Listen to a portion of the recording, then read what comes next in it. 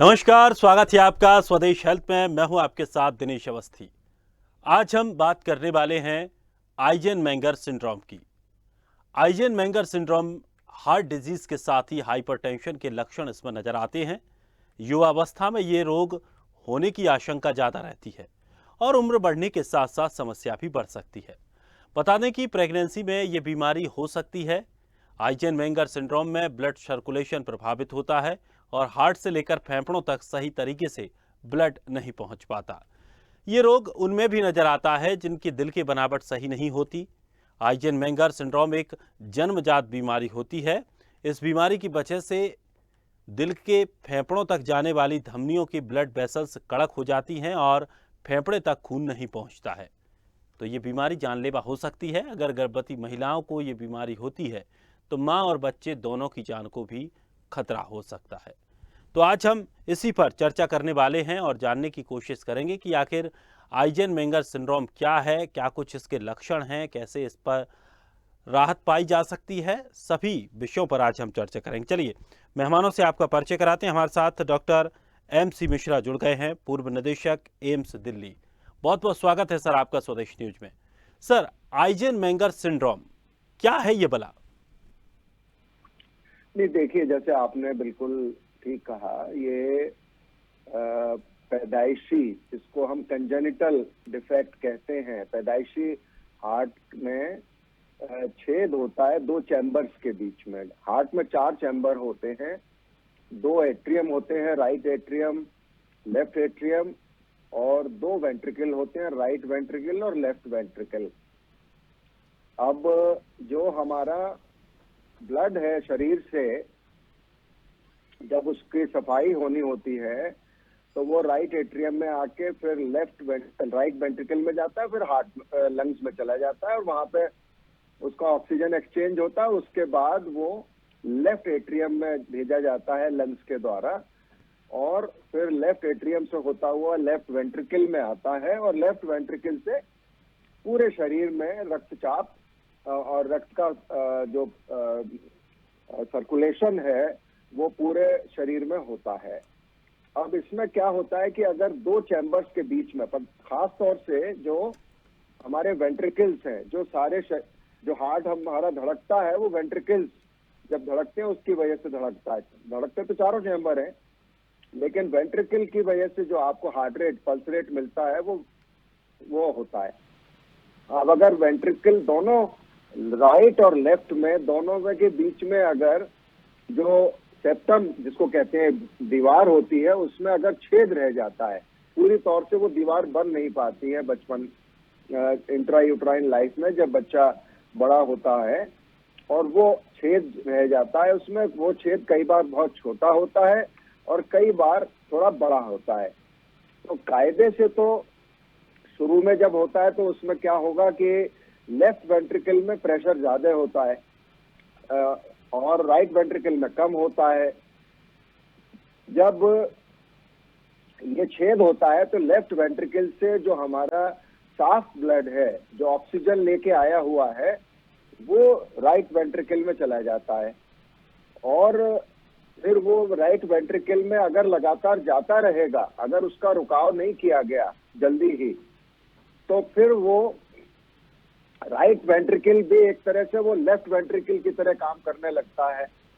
तो इसमें होता क्या है कि जो हमारा जब ये राइट वेंट्रिकल में ब्लड जाने लगता है लेफ्ट वेंट्रिकल से, तो प्रेशर ग्रेडियंट जो होता है वो उसका राइट वेंट्रिकल में ज्यादा हो जाता है, और उसकी वजह से जो हमारा डीऑक्सीजनेटेड ब्लड होता है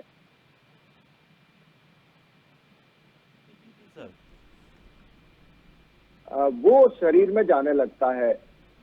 उसकी वजह से जो खराबियां होने लगती हैं, फिर जैसे जो अल्टीमेट क्या होता है कि इसमें हार्ट फेलियर हो जाता है, और उसके अलावा साइनोसिस, ये साइनोटिक हार्ट डिजीज हो जाती है। अगर अधिक डीऑक्सीजनेटेड ब्लड शरीर में जाने लगेगा तो वो ऑक्सीजन की मात्रा कम हो जाएगी शरीर में, उसकी वजह से छाती में दर्द होगा, सांस लेने में दिक्कत होगी।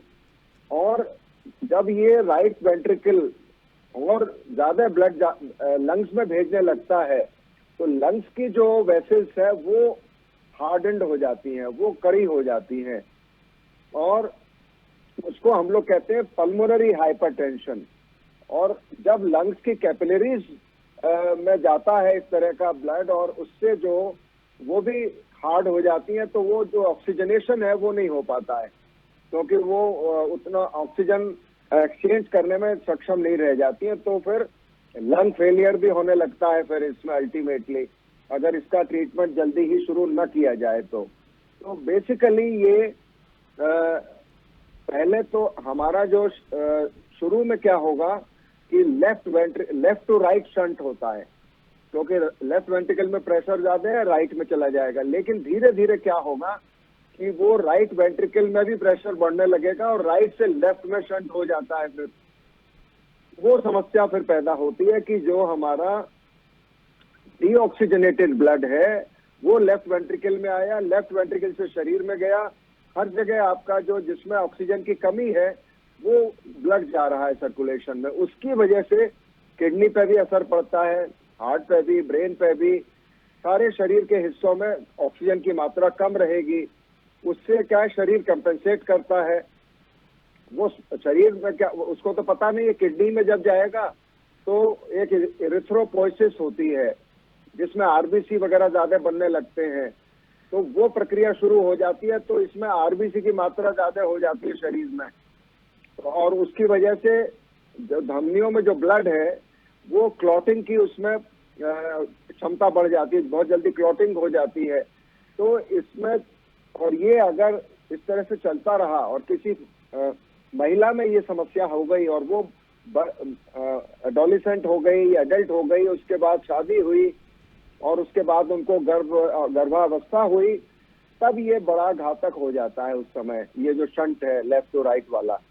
और उसमें प्रेगनेंसी के दौरान महिलाओं में मृत्यु दर एकदम बढ़ जाती है इस समस्या की वजह से। आजकल तो खैर हम समझते हैं 21वीं सदी में ये समस्या नहीं होनी चाहिए, पहले तो इसको इंट्रायूटेराइन लाइफ में ही डिटेक्ट कर लेते हैं आजकल, जो अल्ट्रासाउंड डॉपलर करते हैं एंटीनेटल चेकअप में, और बच्चा पैदा होते ही इसका पता लग जाना चाहिए, और इसका निदान बहुत आसान होता है। अगर पता लग जाए तो इसको छेद को बंद कर देते हैं, जो हमारे पीडियाट्रिक बच्चों के कार्डियक सर्जरी करने वाले हैं वो बहुत, ये काफी कॉमन ऑपरेशन होता है। समस्या होती है जब ये छेद बड़ा होता है, तब ये जो प्रेशर ग्रेडियंट है ये ज्यादा दिक्कत करते हैं दोनों तरफ, जो ऑक्सीजन कम मात्रा वाला ब्लड और ऑक्सीजन जिसमें जानी चाहिए वो दोनों में ऑक्सीजन की कमी वाला ब्लड सारे शरीर में जाने लगेगा। लेफ्ट टू राइट जब शंट हो जाएगा, राइट टू लेफ्ट हो जाएगा, पहले तो लेफ्ट टू राइट होता है शुरू में, फिर क्योंकि लेफ्ट वेंट्रिकल में प्रेशर ज्यादा है, राइट में कम है, लेकिन जब राइट का भी प्रेशर बढ़ने लगता है तब ये समस्या ज्यादा आ जाती है। सर, इस तरह से तो हम इसे समझ सकते हैं, ये एक साइंटिफिक रीजन है इसका, लेकिन आमतौर पर अगर देखा जाए तो क्या कुछ वो वजह हो सकती हैं जिनकी वजह से ये समस्या हो? और दूसरी बात, एक सवाल इसमें ये भी है, क्योंकि इसमें ये कहा जा रहा है कि ये बीमारी जन्म से ही होती है, क्या किसी और दूसरी उम्र में ये बीमारी होने के चांसेस होते हैं, या सिर्फ ये मान लिया जाए कि ये बीमारी होगी तो जन्म से ही होगी, अन्यथा बीच में इस तरह की संभावनाएं नहीं बनेंगी? बिल्कुल, ये आपका बात बिल्कुल उचित है कि ये पैदाइशी ही होती है, ये एक्वायर्ड नहीं होती है। और ये अवश्य है कि बचपन में पैदाइशी हुई, उसका पता नहीं लगा और बच्चा बड़ा होने लगा या लड़की बड़ी होने लगी और वो वयस्क हो गई उस डिफेक्ट के साथ, और ये होता है, तभी इन लोगों में ही आइजनमेंगर सिंड्रोम होता है। बच्चों में जब पता लग जाता है, बच्चों में भी होता है ये, तो बच्चों में ऑपरेशन करवा के इसको ठीक कर देते हैं, तो फिर बाद में कोई समस्या नहीं रहती है। तो बच्चों में साइनोटिक हार्ट डिजीज इनको बोलते हैं, इसमें आइजनमेंगर सिंड्रोम भी है, और इसके अलावा फेलेट्स टेट्रोलॉजी है, इस तरह की एक पेटेंट डक्टस आर्टेरियोसिस की बीमारी होती है, वो भी आइजनमेंगर सिंड्रोम कर सकता है। और अब इसमें ये हो सकता है, लोग पूछ सकते हैं कि भाई ये जेनेटिक क्या इनहेरिट होता है फैमिलीज में? तो ये आइजनमेंगर सिंड्रोम इनहेरिट नहीं होता है फैमिलीज में, और ये लक्षण के ऊपर ही इसकी डायग्नोसिस होती है और इसका उपचार हो जाता है। समस्या सबसे बड़ी आती है जब पल्मोनरी हाइपरटेंशन, जिसको हम कहते हैं, फेफड़ों में जो ब्लड प्रेशर बढ़ जाता है फेफड़ों की धमनियों में, और उससे जो हाई रिस्क पैदा होती है, और खास तौर से अगर आप पहाड़ पे जा रहे हैं, प्रेगनेंसी हो गई आपको, तो अब ज्यादा दिक्कत पैदा होगी। सर, इसमें एक सवाल ये भी उठता है कि जिस तरह से हम समस्याओं को लेकर बात कर रहे हैं, शुरुआती दौर में जो बच्चे छोटे हैं, कैसे पता लगाया जा सकता है? क्या कुछ वो हरकतें रहेंगी उनकी, क्या कुछ वो संकेत रहेंगे कि हाँ, इनको इस तरह की आइजेन-मेंगर सिंड्रोम की कोई समस्या इनको है या इस तरह की कोई समस्या इनको हो रही है? बच्चों में तो डिफेक्ट पता लग जाता है। साधारण हम अगर हार्ट का स्टेथोस्कोप से एग्जामिन भी करें तो उसका पता लग जाता है, क्योंकि उसमें आवाज आती है टिपिकल, जब ये ब्लड एक चैम्बर से दूसरे चैम्बर में जाता है, जिसको मरमर बोलते हैं। लेकिन आजकल इसका पता लगाना बहुत आसान हो गया है। ये जो डॉपलर है, इको जिसको कहते हैं, जिस बच्चे में भी इसका संदेह है उसमें इको कर ले, खट से पता लग जाएगा कि ये दिक्कत हो रही है। इसमें चैम्बर में छेद है, बीच में सेप्टम में छेद है, और ये जो शंट है वो राइट टू लेफ्ट है कि लेफ्ट टू राइट है। जो समस्या आती है वो लेफ्ट टू राइट शंट की आती है। अगर साफ खून में थोड़ा सा डीऑक्सीजनेटेड या जिसमें ऑक्सीजन अच्छे नहीं हुआ वो ब्लड मिल जाए तो उतनी समस्या नहीं है। लेकिन जब लेफ्ट टू राइट शंट हो जाता है तो अधिकतर जो ब्लड शरीर में जाता है उसमें ऑक्सीजन की कमी रहती है, और इसीलिए उसको दिक्कत आती है फिर, क्योंकि जब ऑक्सीजन की कमी वाला शरीर में ब्लड जाता रहेगा तो फिर समस्या बहुत ज्यादा आती है। जैसे नाखून है, आपके लक्षण किस तरह के होते हैं? बेसिकली सबसे पहले तो मैं यही कहूंगा कि साइनोसिस, जिसमें शरीर नीला पड़ जाता है, जो हमारी स्किन है, होंठ है, जीभ है, वो नीला पड़ जाएगा ऑक्सीजन की कमी की वजह से। इसमें हमारा जो रेड ब्लड सेल काउंट है वो बढ़ जाता है। फिर जैसे मैंने बताया, उंगलियों में यहाँ पे नाखून जो है ये गोल हो जाते हैं, जैसे फ्लैट है अभी, ये गोल हो जाएंगे, सूज जाएंगे, क्लबिंग बोलते हैं इसको। बेहोशी के अटैक आते हैं जिनको ये होता है। और दूसरे फिर हार्ट फेलियर, जैसे मैंने कहा, वो भी हो जाता है, और हार्ट की जो रिदम है, हार्ट का जो धड़कना है वो गड़बड़ हो जाता है। फिर कई बार खांसी होती है, उसमें ब्लड आ सकता है।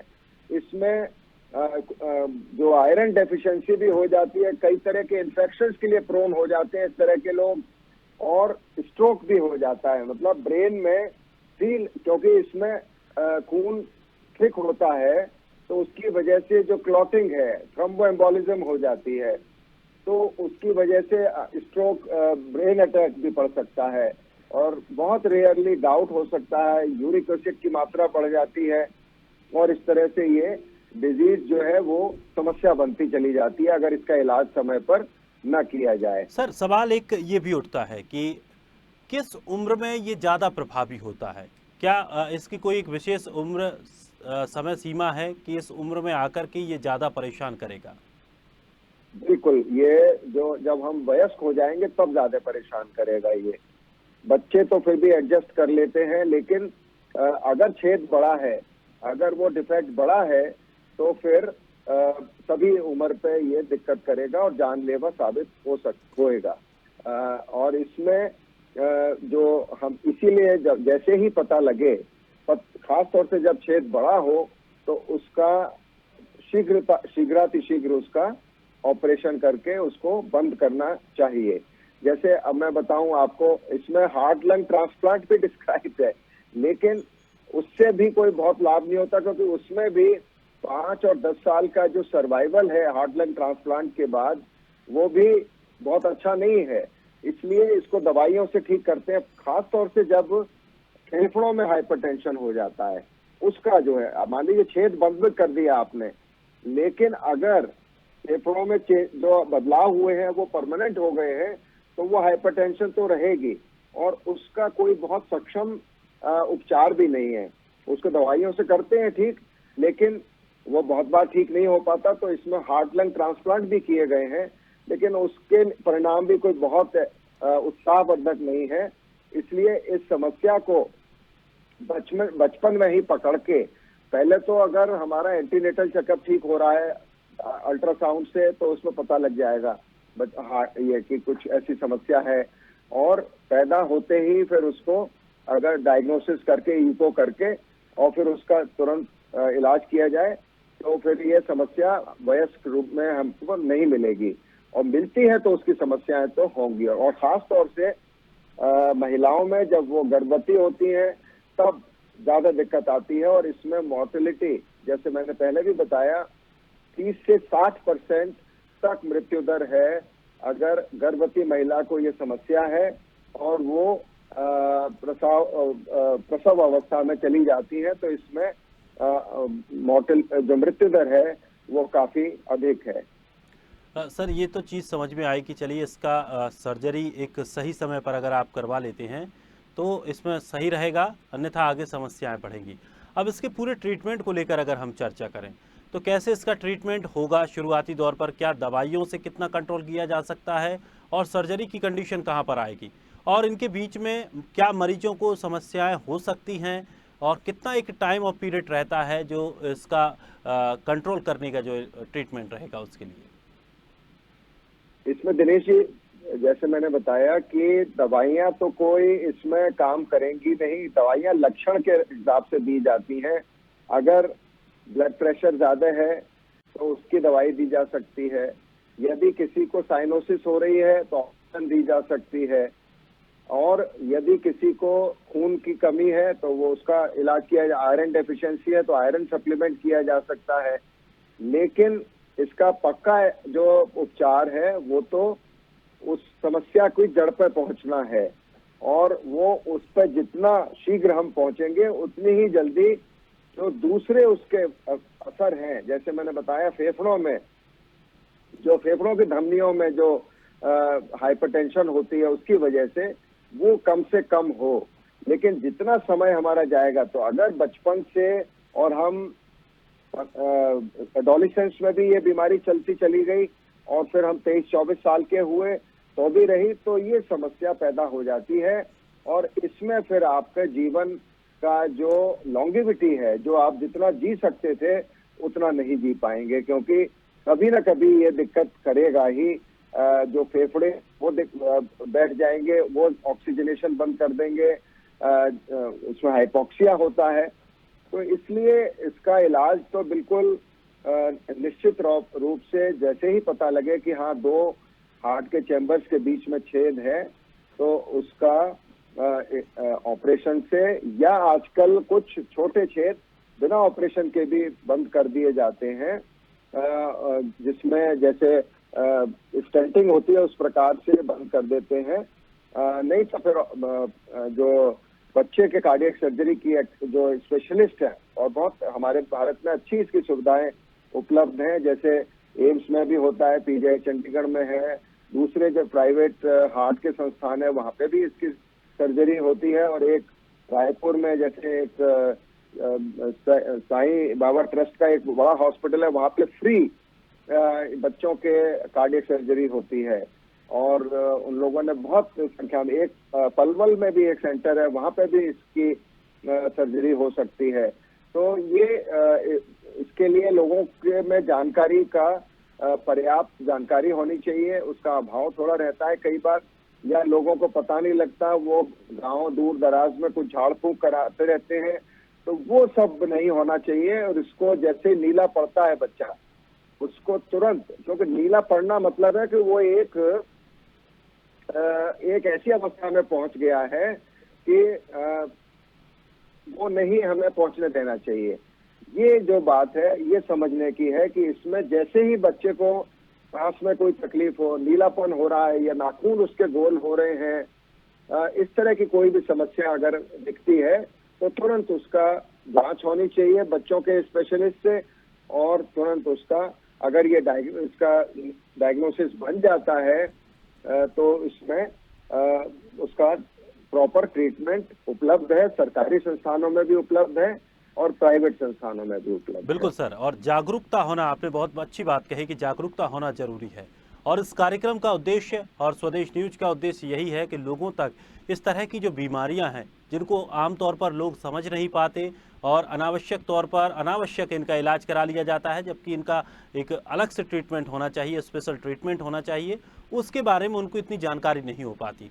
इस तरह के जागरूक कार्यक्रमों के माध्यम से हम लोगों तक यही जानकारी पहुंचाना चाहते हैं कि इस तरह की अगर समस्याएं होती हैं तो अभी मिश्रा सर ने जिस तरह से तमाम जगहों के नाम भी बताए, संस्थान के नाम भी बताए और इस बीमारी के बारे में और इसकी भयावहता के बारे में भी बताया कि किस तरह ये बीमारी खतरा पैदा कर सकती है और कैसे इससे बच सकते हैं, क्या कुछ इसका ट्रीटमेंट हो सकता है। मिश्रा सर, एक बात और जानना चाहेंगे कि क्या अगर सही समय पर इसका ऑपरेशन हो जाता है, सही तरीके सही उम्र में या छोटी ही उम्र में, जो छेद को लेकर आप बात कर रहे थे, अगर उसका भी ऑपरेशन करा लिया जाता है तो क्या आगे इस तरह की बीमारी फिर से दोबारा जन्म नहीं लेगी और जो व्यक्ति है इससे पीड़ित वो पूरी तरह से सुरक्षित हो जाएगा? बिल्कुल बिल्कुल, आपने ठीक कहा कि अगर समय पर उसका ऑपरेशन हो गया और वो जो छेद है दो चैम्बर्स के बीच में वो बंद कर दिया गया तो बिल्कुल नॉर्मल जीवन यापन रहेगा उसके बाद। यदि देर नहीं हुई, देर हो जाती है तो फिर उसके जो इफेक्ट हैं, जैसे मैंने कहा, जो फेफड़ों में जो ब्लड प्रेशर बढ़ जाता है, पल्मोनरी हाइपरटेंशन जिसे कहते हैं, फिर उस वो एडल्ट्स में अगर ये समस्या पहुंच जाती है, एडल्टहुड में वयस्क होने पर भी समस्या ये बनी रहती है और ऑपरेशन नहीं हुआ होता है, तब ये समस्या फिर लाइफ लॉन्ग होती है और उसमें फिर आपका जो जितना आप जीवित रह सकते हैं उससे आपके कुछ समय उसमें कटौती होएगी, क्योंकि आप पूरा नॉर्मल जीवन यापन नहीं कर पाएंगे ऑपरेशन के बाद भी। लेकिन बचपन में अगर ऑपरेशन हो गया तो कोई समस्या नहीं है, फिर आप बिल्कुल अपना नॉर्मल जीवन यापन करेंगे। सर, इसमें क्या कुछ सावधानियां भी रखनी होंगी क्या, चलने फिरने दौड़ने में, इस तरह की कुछ समय के लिए? हाँ, कुछ समय के लिए तो हम लोग जरूर किसी भी ऑपरेशन के बाद बताते हैं, लेकिन बच्चों में हीलिंग बहुत अच्छी होती है और बच्चे बहुत जल्दी स्वस्थ हो जाते हैं और ऑपरेशन के 6 हफ्ते से लेकर 3 महीने के बाद बच्चे अपना जो भी खेलना कूदना सब कर सकते हैं, यानी कि नॉर्मल लाइफ में वो अपना जी सकते हैं। बिल्कुल बिल्कुल बिल्कुल। बहुत बहुत शुक्रिया सर, आपने इतना कीमती वक्त हमें दिया और इतनी महत्वपूर्ण जानकारी दर्शकों तक पहुंचाई। तो दोस्तों, मुझे उम्मीद है कि इस कार्यक्रम के बाद आपके दिमाग में जिस तरह के जो भी सवाल आ रहे होंगे उनका उत्तर आपको जरूर मिला होगा और जिस तरह से जो आइजेन मेंगर सिंड्रोम है इसके बारे में भी आपको जानकारी मिली होगी। तो आपको आपके आसपास या किस तरह से कहीं से भी आपको ऐसी जानकारी मिलती है, किसी बच्चे को इस तरह की कोई शिकायतें हैं या इस तरह के लक्षण दिख रहे हैं, तो तुरंत उनको आप सजेशन दे सकते हैं कि इसका इलाज संभव है और अगर बचपन में ही इसका इलाज करा लिया जाता है तो आगे चलकर किसी तरह की कोई समस्या नहीं होगी। लेकिन अगर इसमें लापरवाही बरती तो जान से हाथ भी धोना पड़ सकता है। फिलहाल इस खास कार्यक्रम में इतना ही। ताजा तरीन खबरों के लिए आप बने रहिए स्वदेश के साथ। सबसे पहले देश।